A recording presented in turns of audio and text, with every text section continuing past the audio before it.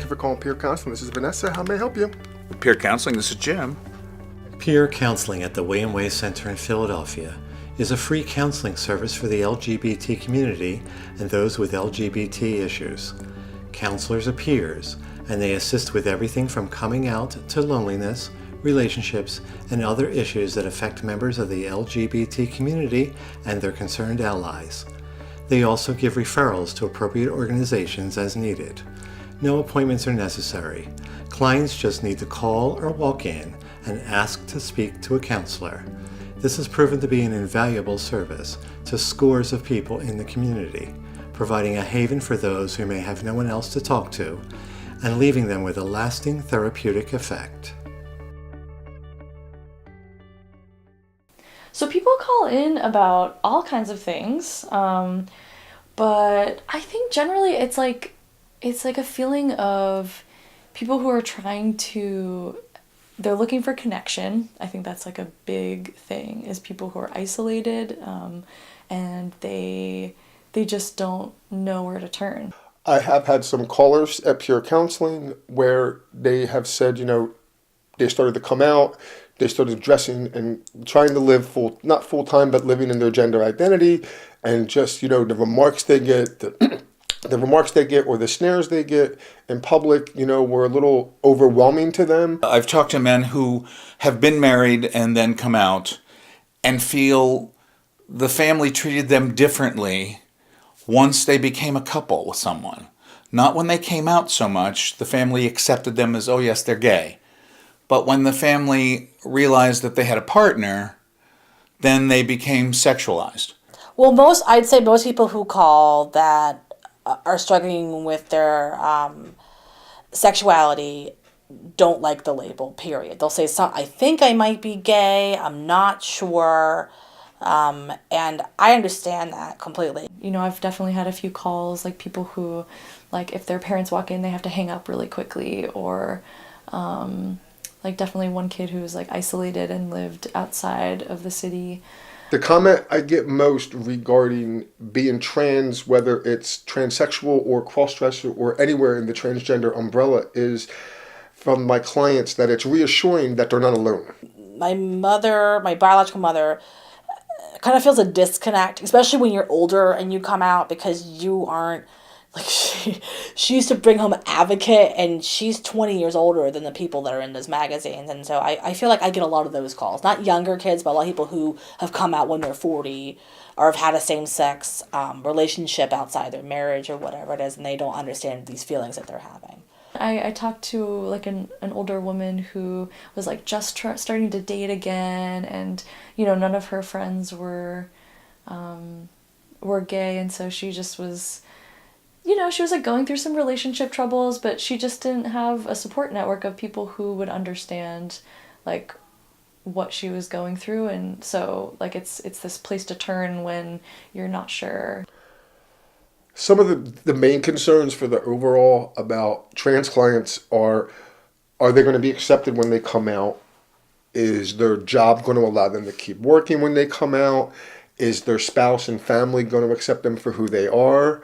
Which is a little bit different than being accepted, because when I say accepted, that's really like an overall acceptance as a societal whole, but that's not as important to most people as being accepted by their family, whether it's a husband or wife or life partner, as well as children if they're in that scenario, as well as parents accepting them, which is a little bit more important, because the family support system I've found through just talking to other people like myself that are transsexual and transgender is a lot more important and a lot more successful for us as people when we come out and start to live our lives than it is if society accepts us as a general.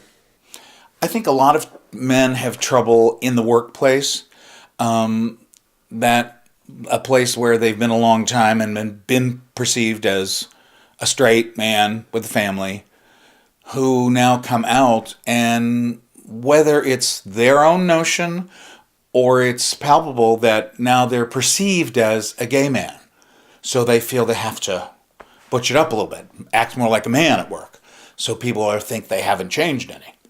So some of the reasons that people call us if they're in a domestic violence situation are the we're kind of like a neutral party. So if you haven't admitted that you're in a situation that is abusive yet, it might make more sense that you call us first because you're asking for relationship advice, and then we refer you to, we refer that client to a domestic violence organization.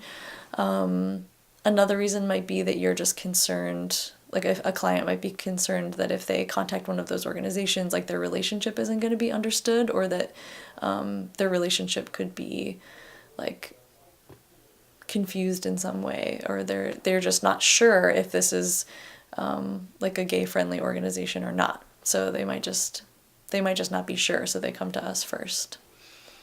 Compared to my trans women friends of color, or being African American as a trans woman who has a Caucasian or white appearance, I have noticed that I get more job offers than them at a higher rate of salary or pay.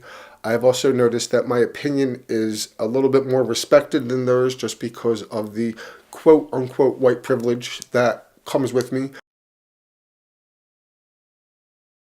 I have two mommies, one who has always identified as a lesbian and one who has never identified as a lesbian. My biological mother was married to my father, and that did not work out, and it wasn't because she came out, it was just because it just didn't work out. And then, she hooked up with my other mom, and they've been together for now, I think it's 35 years almost. They just got married 2 years ago. And the reason I had come originally to become a peer counselor was because I had done a lot in the LGBT community, worked at film festivals, I did a lot of stuff with AIDS Fund, AIDS Walk, all that kind of stuff, and I just wanted a more personal connection. Well, my whole life I was pretty much confused and thought I was weirder than everybody else, only because I'm a little bit older, becoming from the Gen X generation, that we didn't have the internet at our fingertips. So I really didn't know much about transsexuality or transgenderism until my mid-20s. And once I realized that people aren't really born that way, but we can transition to that, I sort of accepted myself, but not completely. And then it wasn't until my 30s that I fully accepted my transsexuality. Yeah, before I came to peer counseling, I was actually married for 20 years to a woman, raising a family. And coming to peer counseling was sort of part of that process. I found that there were very few avenues that I found that I talked to other people that were in my situation, even though I found many after that. But for me, peer counseling was sort of giving back to the community a voice that wasn't there when I needed someone to talk to. I guess I knew, like, in high school, just, some friends that I had and kind of meeting people who are trans and queer, and starting to, like, feel attraction towards female friends, and kind of, like, and maybe even before that, like, there were things just in my, like, as a kid that I didn't realize. Like, maybe I thought they were just, like, a normal part of growing up, but, like, that were where I was, like, attracted to my female friends, or, like, wanted to like, be close to them in ways that maybe, like, young girls, like, aren't, or something like that. Anyway, but I don't think I ever would have labeled it as queer or gay or whatever until, like, I think it was still very foreign, like, oh yeah, that's a thing that other people are, but not me. And then, yeah, mostly in college, I think, was my coming out. I was not allowed to tell. No one knew. Nobody at school knew. I would have what I called the questions. So whatever the equivalent is now, just like, oh, so do you watch Ellen? Do you like Ellen? Do you think Ellen's nice? Because that would be sort of like my gauge to see if they are even remotely responsive to Ellen, or whoever was the popular celebrity at the time. Because most people didn't know anyone who's gay, and I would never grow up with anyone else who was in a same-sex relationship. There was one out person in my high school, and they were beaten every day. There was one client who was considering, like, coming out at work, and we, like, really teased out some of, like, his options and, like, the pros and cons, and like what kind of like steps that he should take. And I think that's a strength of peer counseling too, is that it is goal oriented. So if somebody comes in, we're not just asking like, how do you feel about this? It's like, all right, let's problem solve. Let's put it out on the table. Like, who are your allies at work? Who's not your ally? Like, what are the situations? Who can you talk to? Like, what's the environment? And really like teasing it out and then making a decision. Like, okay, actually maybe let's wait like a couple months and then you can tell this person. And then like a month later you'll tell this person, or, something like that. So I think people have thanked me for that, like just saying like, oh, okay, yeah, like I don't feel like I have to make some big decision now. Like now that we kind of talked about this more, like maybe I can give it more time. I think that my clients seem to benefit from our sessions because I can physically see them. Like in the beginning, they tend to be very tightly wound. They're very anxious. But you can actually see them sort of take a deep breath. And I actually will sometimes make them take a deep breath. I'm like, why don't we just sit here for a minute and just take a deep breath? And even just doing that little thing seems to really help them.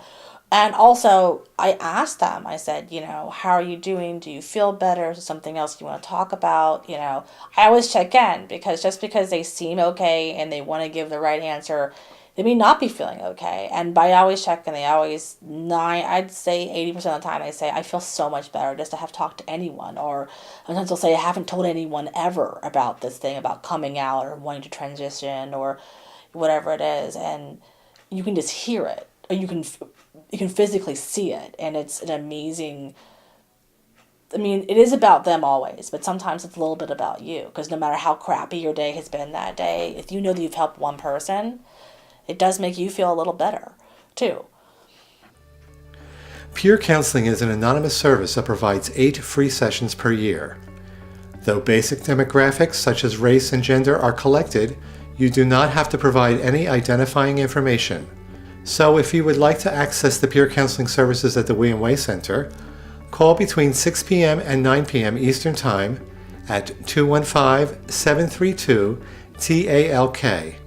That's 215-732-8255. Or if you would prefer in-person one-on-one sessions, then come to the William Way Center at 1315 Spruce Street and request to see a counselor. The peer counseling services at the William Way Center. We're here for you.